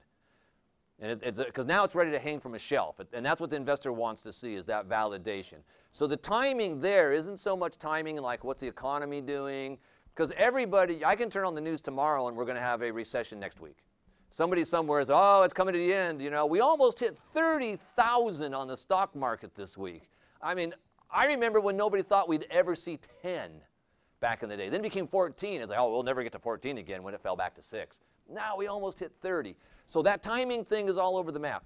But the timing is more critical is, are you doing what needs to be done in the right length of time and in a right window like Roger was talking about that bites off that chunk that an investor says, yes, I'll fund you to do that because if you get there, I can take you to a VC or the next step. So timing is important from that matter. But don't be afraid because someone says, well, I heard that next year is going to be soft and the economy is going to be soft. Should I hold off? No, launch your company, move, go, keep going. There's somebody out there with money, trust me. Thank you. Yes, so about time. So you mentioned earlier today that, history tends to repeat itself. Mm-hmm. So can you give a couple more concrete examples about mistakes people do over and over again? from your experience. Mistakes they do over and over again. Let me think about that for a second. What are the mistakes that people do consistently? I would say the biggest mistake that they probably make is they try to apply what they learned in a traditional business model and try to bring that in to the startup model and say, oh, well, we're going to do this and then do that. And if you follow it, really the key to the startup model, this whole speed to market, as soon as you have something that you can give to somebody to use and play with, give it to them. Because they become their customer. Unless you have an engineering team that's going to go out and build your requirements document for you so that you can design the right product, that only comes from people using it saying, hey, I really like this, I didn't like this. Boy, if it could do this, it would be awesome. So early days, that's friends and family and so forth and so on. You get your alpha, your beta, and then eventually you're going to go to market, you're going to have an MVP, and now you're going to put that in people's hands and let them play with it. So that is the biggest thing I see is people say, oh, I'm going to build it till I'm done. Well, then you're going to be out of money and you're going to deliver the wrong thing. So yeah, that's probably the biggest mistake I see is not understanding how to do the sprints and how to out back and test, fix, test, fix, test, fix, test, fix, and do it right, and so forth. Go ahead. You have the mic. If you have a product and you have identified the product market fit and you can solve some problems, from an investor's point of view, do you need to effectively address the competition that's in the market? Absolutely. And let me talk about competition. So how many, let me assume you guys have some competition slides. There's two types of competition. Here's the one, this will also answer your question in another manner. Here's what I normally see. I see a spreadsheet table with a row of competitors, a row of features, and guess what? You've got all the checks, and they don't. Okay, that is great for your design team because it's important that your design team is building a product better than your competition. But as an investor, I really don't care about your features right now today. I will want to see that chart in one of the follow-up meetings. But I don't need to see that chart today. What I want to know in competition, how does your business fit in the sandbox, and how can you coexist within that sandbox? And who are the players in that sandbox? And do you understand how that is, okay? That is more important. So, for example, it used to be, someone says, oh, I've got this great product, and it's a software thing. It says, well, gosh, isn't Google already doing that? And so now they says, well, why should I be interested? Google's already doing that. Well, it's possible, that may be. But Google may be doing it up here for the Fortune 500. You're doing it down here for the small and medium enterprises. So even though you've got a competing product, you are not even going after the same customers. So that is where the business competition is more important than the product competition. Product competition will always be there. And the reality is, in many cases, the best product loses. It happens all the time. They have a better team, a better management plan, and the product gets out there, but I have a better product. So, you didn't win. So it's more in that manner. It's more about how do you fit as a business and how you can get into it. One of the things we'll talk about when we walk through the class, if you guys decide to come to the two classes, we're going to talk about the three types of investors that everybody has. The incumbents, that's the people who have been doing it for 20 years. Again, talking about history. You're not doing anything odds are I can do what you're trying to sell me in your startup. I can already do that today. Can I do it effectively, efficiently, the way you're trying to do it? Possibly not. But there's an incumbent that's been doing it for 20 years. So somebody comes, well, gee, isn't Johnson Controls already doing that? Or isn't Microsoft already going down that road? And the odds are probably yes, okay? So you have the incumbents, and you have to take them. They're the 800-pound gorilla in the room because they're more likely the people that most people think of that's going to own this market, and you're not them. So how do you beat Google? How do you beat Apple? You don't. You don't. You show me that you're not actually competing head-to-head with them. You're going after a completely different market, or they're likely going to become an acquirer, okay? The incumbent. The second competitor you'll always have are the new kids on the block. So let's talk social media since everybody understands that, okay? Who's the incumbent in social media? Facebook. Very good, okay. So if you're doing anything in social media, you got to tell me how you got to get Facebook off the table so that I don't think that you're trying to compete with Facebook, okay? Okay, now, social media, the next kid, new kids on the block. Those are the companies that come out over the last 3 or 4 years and are starting to get a name, getting some traction. We know who them. Who's the new kids on the block in social media?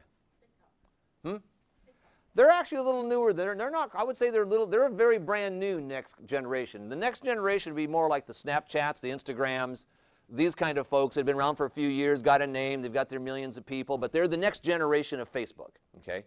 Then we get to the third competitor, and this is the competitor that you should be most concerned with, and that's the next generation just like you, because they're the ones that are standing in our office. So when you come in and say, oh, we're better than Facebook, I say, I don't care, I got 3 companies in here that are already doing what we're doing. How are you better than them? And your answer is probably going to be, who are they? Because you're going to come up and say, well, nobody's doing what we're doing.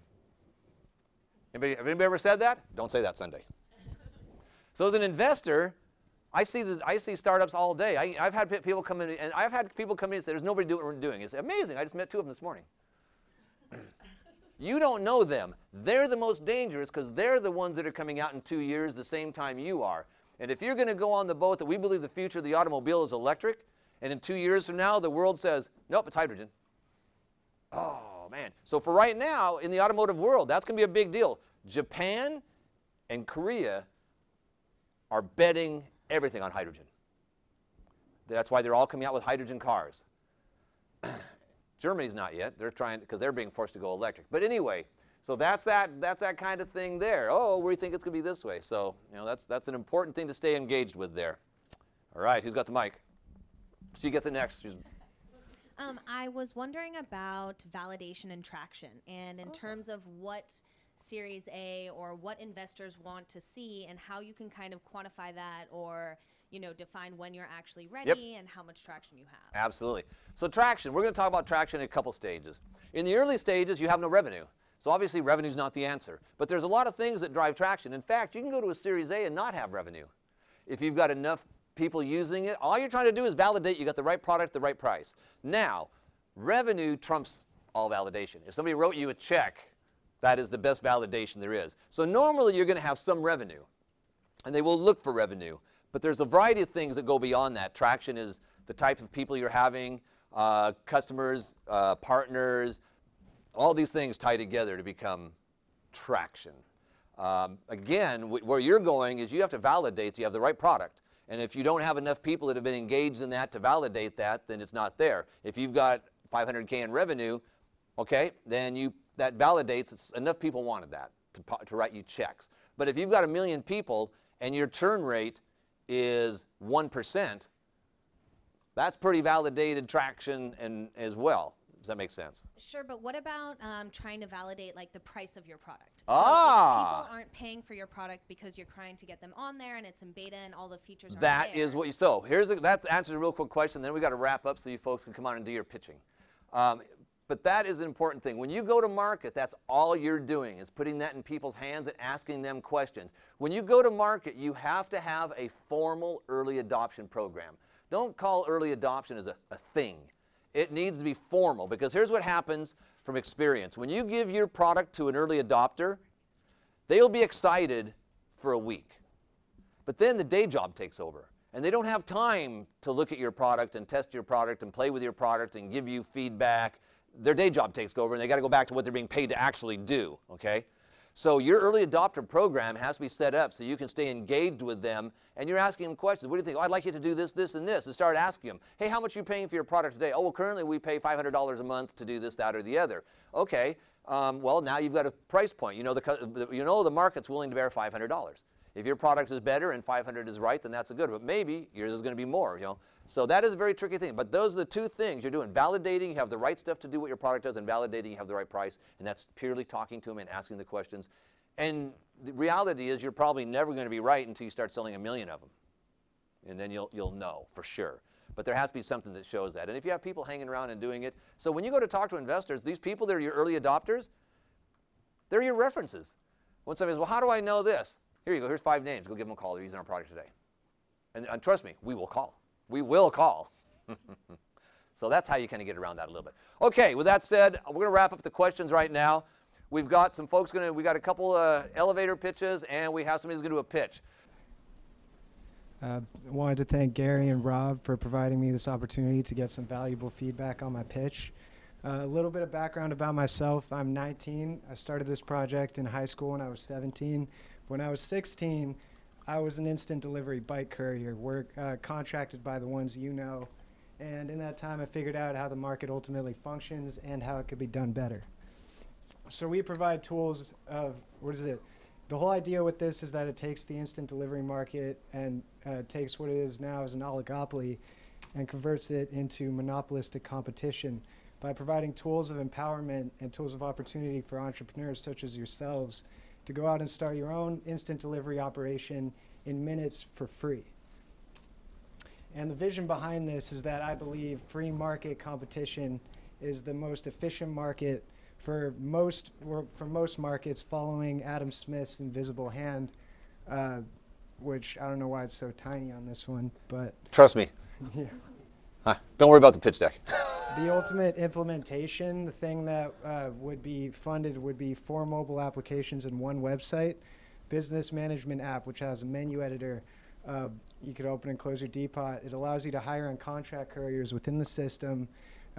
My provisionally patented dispatcher control panel, which I'll go into later, sales and reputation analytics, and invoice scanner. There's the courier app, which has the routing GPS system, communication with the dispatcher control panel. You could find employment and contract work within your locality. You could go online and offline. The consumer app is where people order from, a digital marketplace where you access all businesses within your locality. You could rate goods and services with advanced searching. And then there's the Depot Manager app, which allows businesses at a depot location to view incoming orders and be prepared. It also doubles up as a cash register, so we do support pickup and over-the-counter sales as well. And then there's a website that contains the business management features and the consumer app features in one. So the bottom line here, the financials that you wanted to see, right? The way we make money is 5% commission on instant delivery purchases through our platform, 1% commission on over-the-counter purchases, 2% commission on pickup purchases. And if you compare that to the competition, they like to take 20 to 40% commission depending on which one you use. And we beat that because we don't manage a courier fleet. Not only does that project our system to be very, very inexpensive to run, but it also removes any limits on scalability. And how we do this is where the technological innovation and technological genius comes in. And I'm really tooting my own horn here because I invented it. I have the working prototype that also serves as the foundation for the entire platform. You can see the prototype working in the corner below. The Java code contains, aside from the courier, the business, courier, and consumer account data structures and the communication functions that allows them to operate, an in-house command terminal for executing any functions during runtime, and the courier control panel with something provisionally patented by me makes it strikingly easy and simple to manage your own instant delivery courier fleet. We also have 5 color-coded folders containing detail-specific concept drawings for each app and website interface. And let's take a look at the prototype for a sec. This is, yes, I repurposed a Pac-Man game. The final thing will run on Google Maps API. The map is generated with fractal terrain generation. You can see me messing it around. There's 2 different models here. This is 1 depot and 3 employees. The algorithm will figure out the most efficient way to do it. Essentially, if you leave it alone, it will run automatically, but you're able to interfere, and it will help you algorithmically do anything you need to do, like structured transfers. The second model is two depots on screen, and these are actual business accounts, actual courier accounts, and an actual consumer account buying the stuff.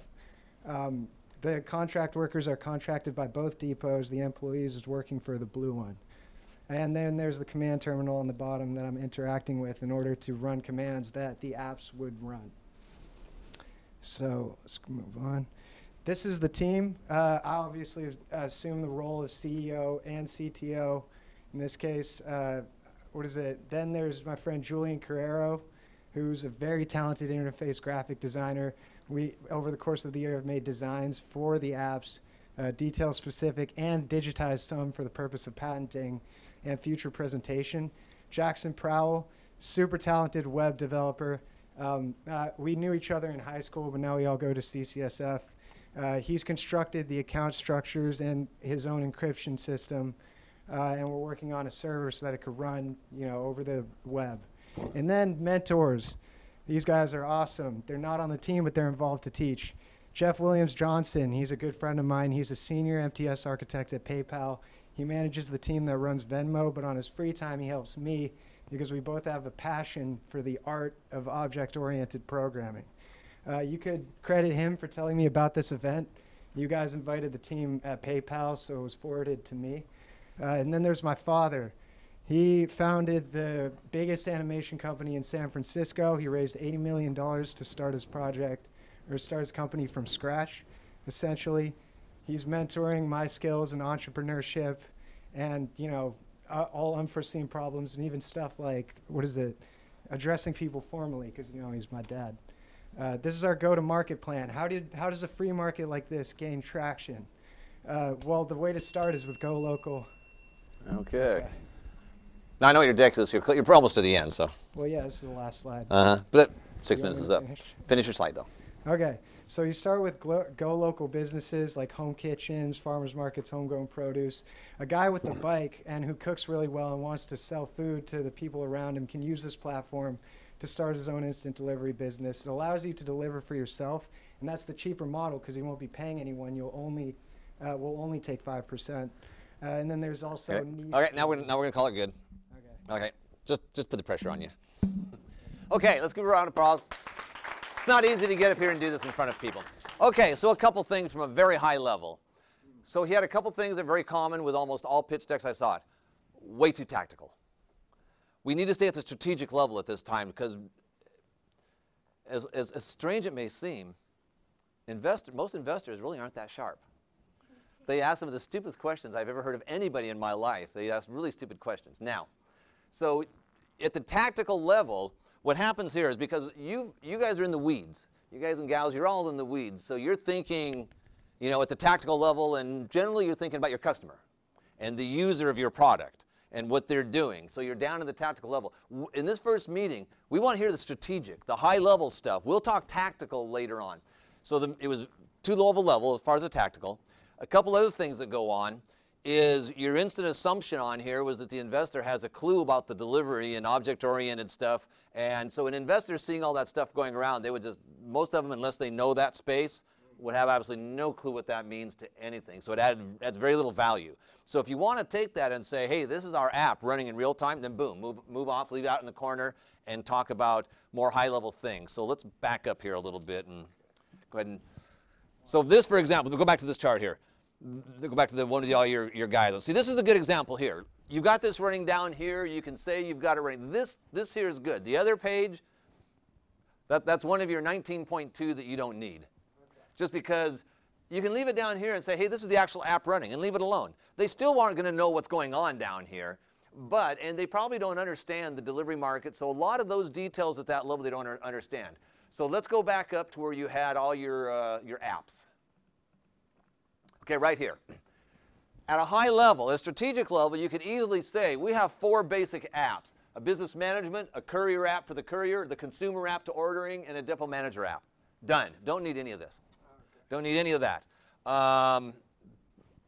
If somebody says, hey, can you give me some different business? So I'm going to give you a couple cues on a couple ideas on how to get that next meeting. So if they say, hey, can you give me some details on these apps? You say, hey, that's a really good question. You know, I know I've only got a limited amount of time. How about I come back tomorrow at 1 with my CTO and we'll spend a couple hours talking about the app? Because what will happen is you're going to instantly, because it's your baby, it's like asking a mom, hey, you got pictures of the new baby? Have a seat. Of course I do. Let's sit down. You know, you want them spinning? You know, I've got them. So don't go down that rabbit hole. You have a limited amount of time. And you would say, you know, I'm more than willing to talk to you after it, but there's many cases what will happen, particularly if you've got a room full of investors. That may be the only investors that cares about that question at all. Nobody else in that room wants you to waste any time going down that rabbit hole. Now, you don't necessarily know that, but there's a lot of dynamics that go on in investors. You'll go into a room, some investors just like to hear themselves talk. So they'll ask you that question. Another area where you get that is when you're talking about your finances, where they'll say, oh, could you break down and tell me how you arrived at this? That's a great question. I got a limited amount of time. How do I bring my, we'll come back tomorrow. We'll spend a couple hours talking about finances. Again, the whole purpose of this meeting is to get to the next one. So you want to stay at a high level and make sure they understand the strategic value of what you're doing, not the fact that this guy can enter this in.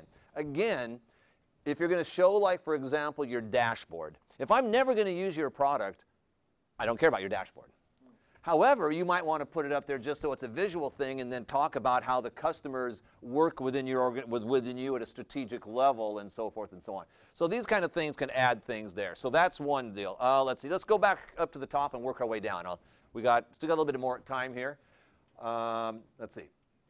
So we started getting to some of these things here. Again, just because they're an investor and they've made money doesn't mean they have any idea what an oligopoly and they're going to start leading with this, and you're going to start like rattling off some of the names and so forth. They may not know who all those things are, and it may not necessarily correlate to anything. So initial thought on here, when I'm trying to understand what you're doing, this could be an extremely confusing chart. You know exactly what you're trying to say and what you're trying to perceive it. So when an investor is sitting in the room looking at your chart, two things are happening.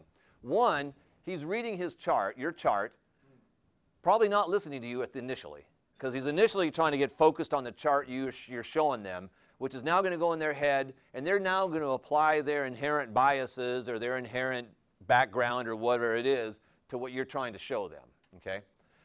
But then you're going to try to talk to them about it, and now they're going to go, I'm confused, I don't even know what he's doing. Does that make sense? Yeah. Okay, so let's keep going down to the next one. Using tools, platform, any one person group can create an easily managed instant delivery operation with modern software infrastructure, any scale, any local range. That's a mouthful.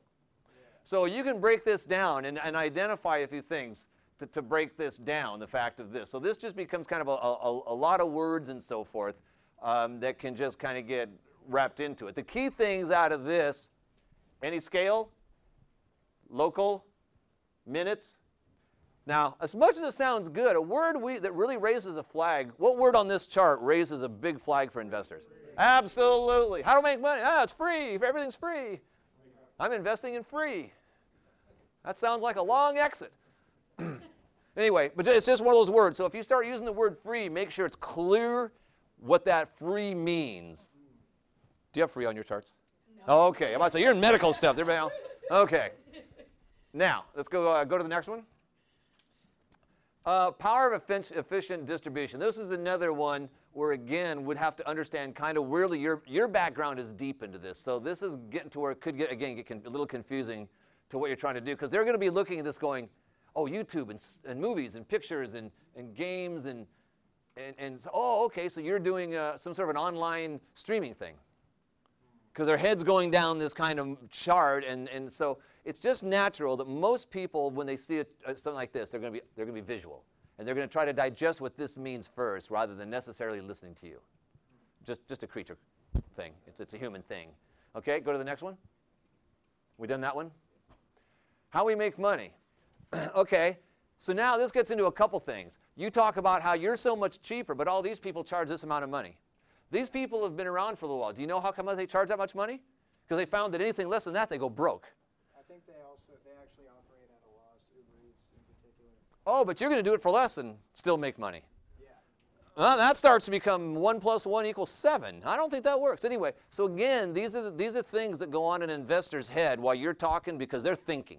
And they're going to say, well, if these guys are doing it for $3.50 and you're going to come in and do it for $1, well, I don't think that's going to work.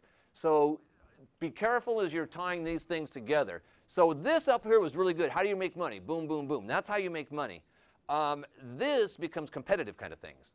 Yeah. So leave the money things and how you make money and what that relates to and the assumptions and why you think that will work on one chart. Leave this and tie that into maybe the problem statements or where you're going with that to help define a little bit so that we don't get too confused, because I see on here that the people that are actually up and running are doing it at such a level above you, and we hear that, like you said, we hear that they're going broke. We're not sure they're making money yet you're going to do it for $1.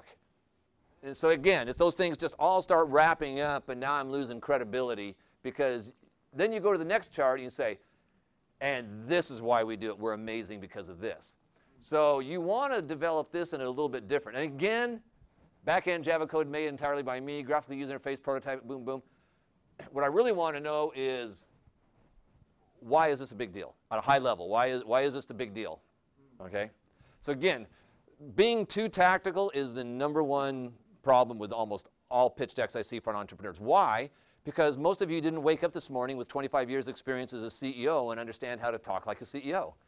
So you're instantly going to talk about what you know, which is what you've been working on, which is in the weeds. Fair enough? Yeah. Okay. Who do you got next now? Yeah, we're going past that one. Okay. Team. The most important thing on team is what has your team done that says you can do it? So what you're looking for is you want to demonstrate you do it. So one of the first questions we'll ask, has anybody on your team ever raised funding before? Julian has. Oh, there you go. We've raised funding before. We've had a successful exit. Yeah. Oh, I don't care about the rest of this. So I want to know, if you're a CTO, has your CTO ever designed this kind of a platform? Has he done something like this? Has he done a SaaS model? And if those kind of things. So we want to know, what have you done? Because if you've done it, you can probably do it again. So what I see a lot of times are things like, he's currently this, he's currently this. But that doesn't tell me that he can come over to your project and do what you want him to do. So I'm going to give you an example. About 5 years ago, I had one of those amazing moments where I'm looking at this team, and I'm talking to the team, and they've got the VP of Business Development. And I'm looking at it. She's worked at Microsoft. She's worked at Apple. She's worked at Google. She's worked at Cisco.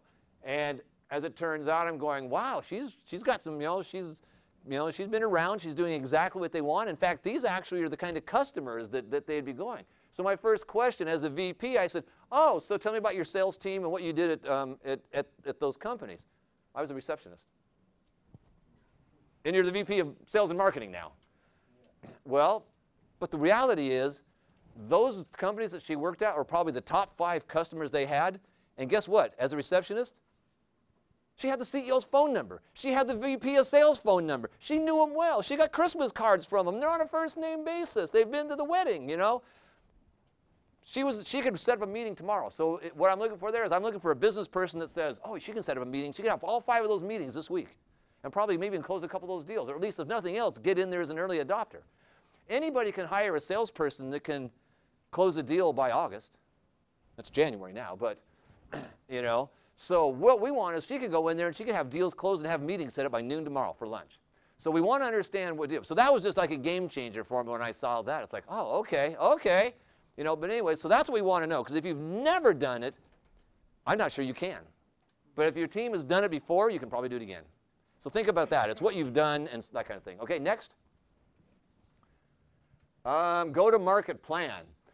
Establish market deliveries. Yeah, this go-to-market plan is got some stuff on it, but more competition means better consumer service. There's a lot of stuff on here that doesn't necessarily lead me to what your go-to-market plan is. Yeah, I think I wanted to say it was like growing a tree, essentially. Ah. Starting at the roots. No, it's actually like pushing a big rock. Yeah. Makes sense. Okay, there you go. Again, so that's just a good example. This could use some work. I would highly recommend coming to my class tomorrow, because we're going to go through page by page on this, and we'll help you build this in real time. I'd honestly love to. And yeah, so anyway, it's got the parts in there. It's got the parts in there. I've seen worse. Just putting it away in a slightly different way. As you think about your deck, you really want to have, I don't know how you feel about this, very few bullet points. And really the bullet points that you have should be reinforcing what it is that you're talking about. Because I think the last thing you want to do is to make the investor choose between either reading your slide or listening to you. I think what you want is for them to be listening to you and then reinforcing what you're saying, so they really get it as you're talking about it. So when you have such dense slides, and like this slide, I couldn't listen to you and read the slide at the same time. I'm just not smart enough. So I think as you think about your decks, just think about what is it that you're going to discuss, and what is the pertinent information to actually reinforce and help them get what you're actually speaking about. Exactly. Now to close up, again, give him a round of applause. He did a good job. We beat him up here, but the job wasn't to stand here and say, oh, that was awesome. We wanted to be critical so you guys could learn and understand what's going on here. And so, let's see, what was I going to say there for a second? I lost my train of thought on that one. Oh, well, it's not even important. Anyway, okay, well, that takes us to, we got 1 minute left. Anybody got a question? Yeah. So your experience in general, else things being equal, that founders with extensive experience in the industry, they're just suggesting they're going to serve Absolutely. So that was great. I was talking with somebody about this morning. A question I frequently get from an entrepreneur, especially ones that are young and getting ready to formulate their idea, it makes me think what I was going to say earlier. So we want to formulate the idea. Say, so what are the hot? Like Rob says, they got an event coming up that talks about the hot markets for 2020, right? So what if I come back? So what's the hot market in 2020? And I tell you it's going to be bioscience. It's going to be the hottest market in 2020. Well, that's what I'm going to get into. Do you know anything about bioscience? No. Probably don't want to get in that market then. So a lot of entrepreneurs try to say, what's the hot market, and that's where I'm going to go. You have to stay focused on what you know and what you understand. And same thing with investors. Investors that make mistakes fall in love with the product, and they invest in something they're not familiar with. And it's really about the market and everything around that product. So absolutely stay in your lane and do what you do and what you know, and you'll be much more successful than to try to chase what's going to be a hot market that you know nothing at all.